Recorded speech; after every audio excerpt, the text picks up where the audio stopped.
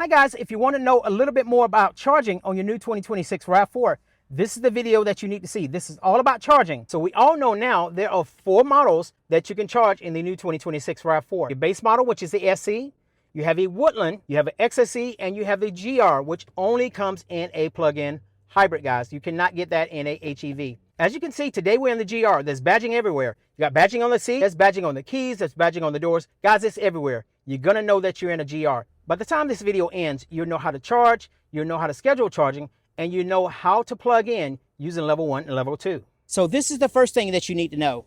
On a full tank of gas and a full charge, you're gonna be able to get 86 miles combined between the two.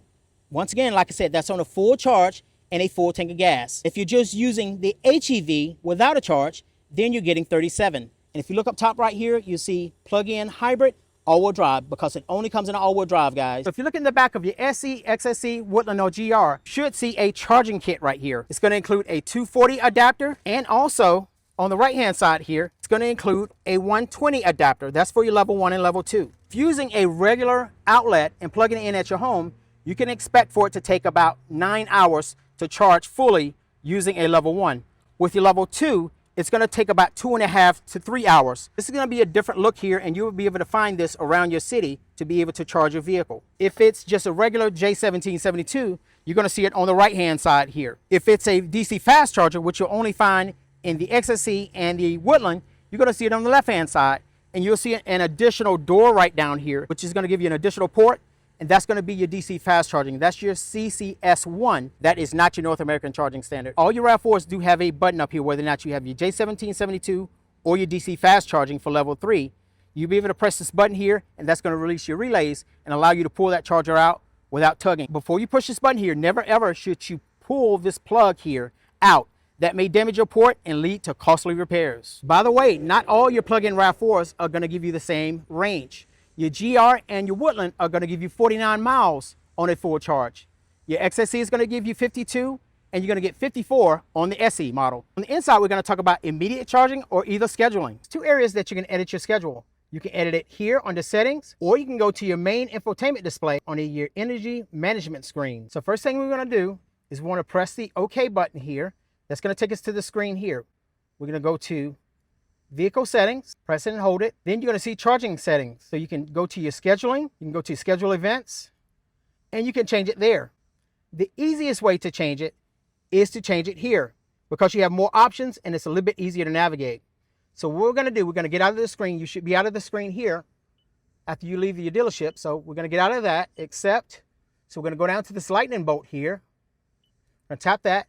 Now you're going to see several things on the screen here. So you're going to see your actual percentage that your battery is charged here, which we haven't charged this vehicle because the vehicle just came in, so we don't have any charge.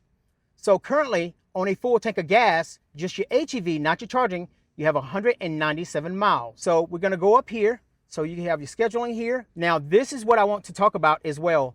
I want to talk about your battery conditioning.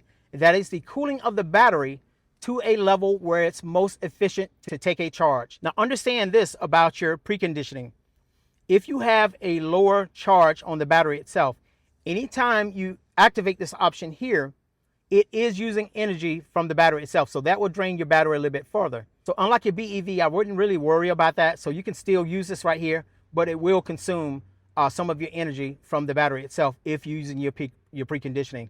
So like I said, once again, that's gonna cool the battery off to a level where it's most efficient for the battery to take a charge. So therefore, it doesn't have to cool itself off once you get to the charge if it's already there, guys. So it's a little bit faster process if you have this on because the battery is already cool. So if you don't have your preconditioning enabled by the time you get to a charge, it does have to cool that vehicle down to a level where it's most efficient to take a charge, and then it will start the charging process, guys.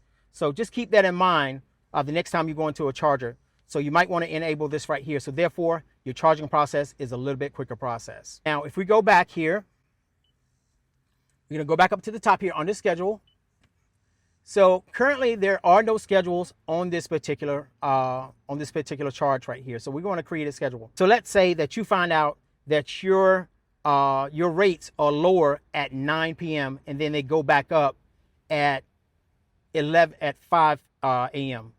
So if it goes back up at 5 a.m., what you want to do is you want to click your schedule here, and you see you can actually start it at a certain time, and you can charge it into its full, or you can charge it into a certain time, which I said is going to be 5 a.m. Okay, so 5 a.m. So we're going to hit save.